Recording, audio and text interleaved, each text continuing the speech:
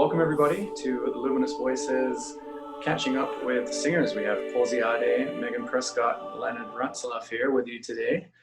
And we're gonna fill you in on our brand new recording, Sea Dreams, what we've been doing in the meantime since we've made the recording, as the world is turned upside down. Jobs have been cancelled, musical gigs postponed, so we'll catch up with each of us and see what's happened. We'll start with Meghan. So Meghan, how was the recording for you? I love recording. It's a process that I really love to be a part of, because I feel like you really connect with the music on a level that you don't necessarily when you're performing, because you do so many takes.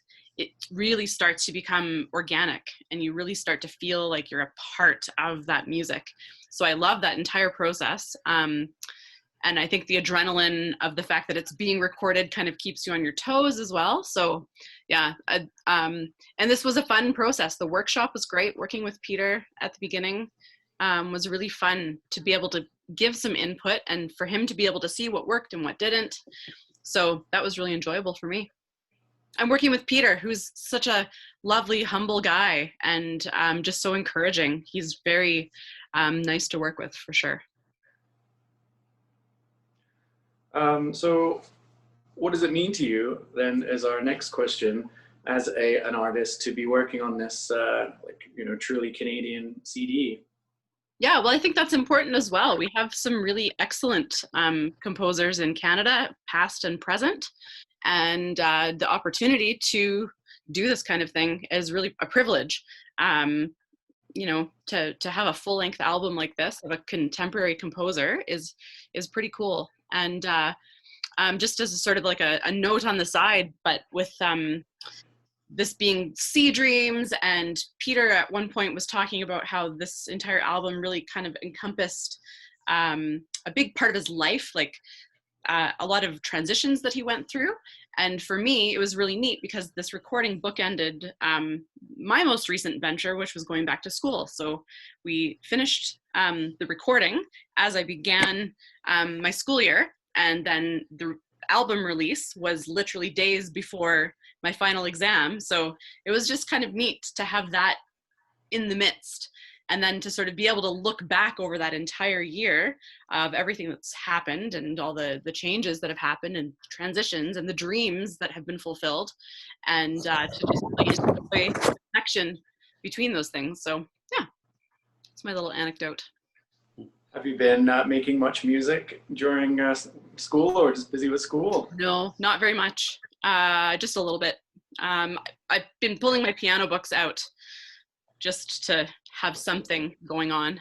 But we live in a very small condo, and there's two of us working from home and going to school from home. So it has been tight space.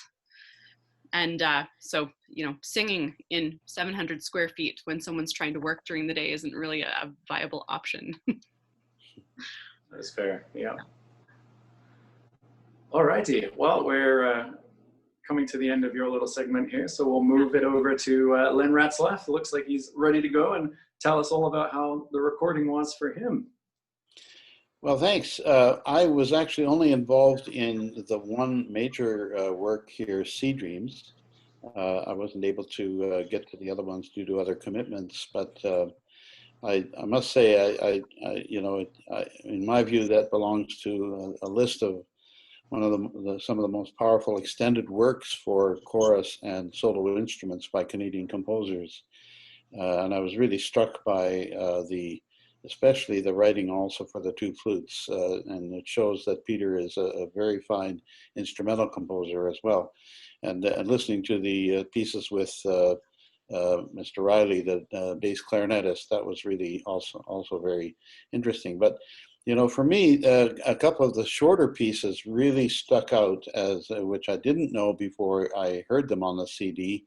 The opening track, Totus Tuus, which really presents Tanya's distinctive sonorities and colors and so on. And then his arrangement of The Father's Love Begotten as well, I thought was really a beautiful work with an amazing amen at the end. And these are shorter works, which I think a lot of choirs, you know, who are maybe not as far along professionally as Luminous Voices could take on in their repertoire. So I'm certainly going to look at those for my Eton Singers Choir on our Austrian tour in a couple of years.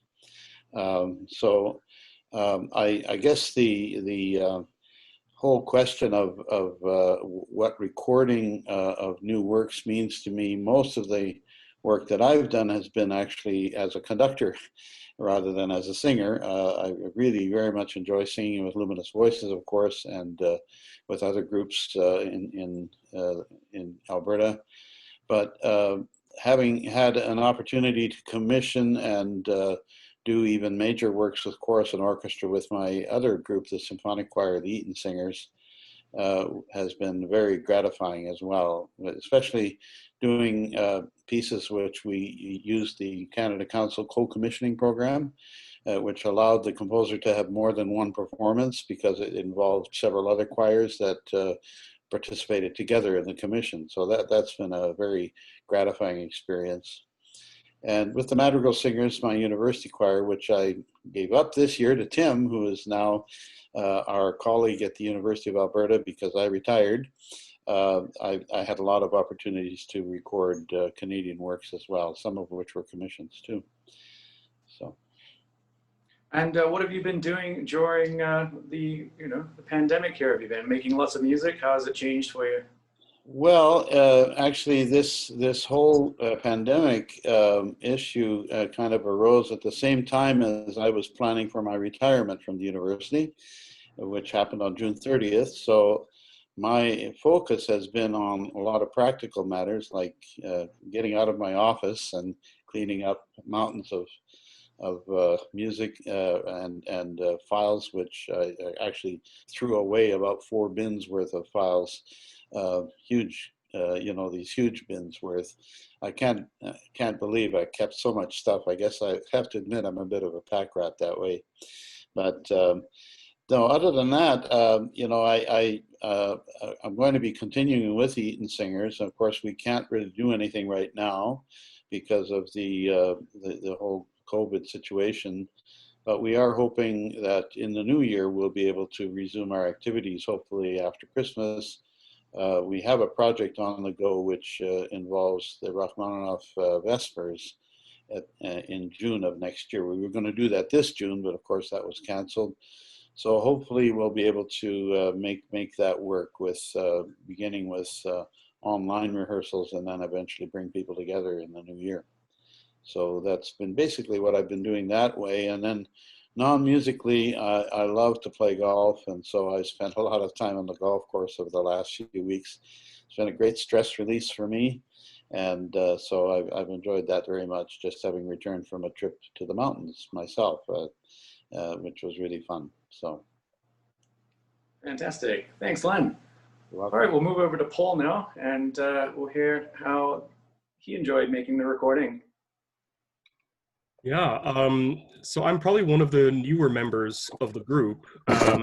So the recording meant a lot to me. I mean, for many of the reasons that Meghan touched on, but as well, we moved to Calgary. I started a new career here. We were away from family, and kind of being able to make music at such a high level was a nice taste of home for me, and the nice thing about that too is that, I met my wife through singing, and she was able to do part of this recording as well with us. So she's on a few tracks.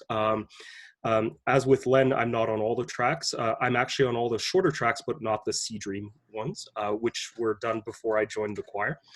But it was really an enjoyable experience. I love Peter Tanya's music. I really like it when composers draw from the past. You can hear those themes in many of the pieces. Of the Father's Love Begotten, for example. You hear, that very popular hymn tune and plain chant, and so I really enjoy his music very much. So yeah, it was just a real pleasure to be able to make music at such a high level with fantastic musicians, and to reacquaint myself with Peter Tanya's music, which I've sung a lot of back in my hometown of Toronto. So yeah.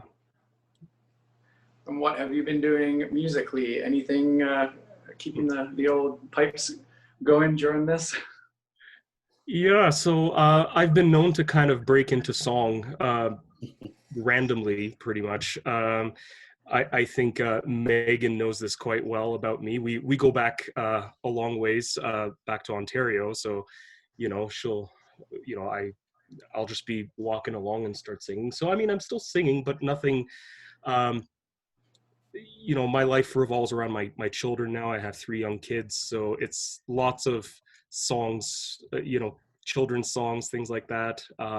Teaching my oldest how to play the piano right now. He's really into it.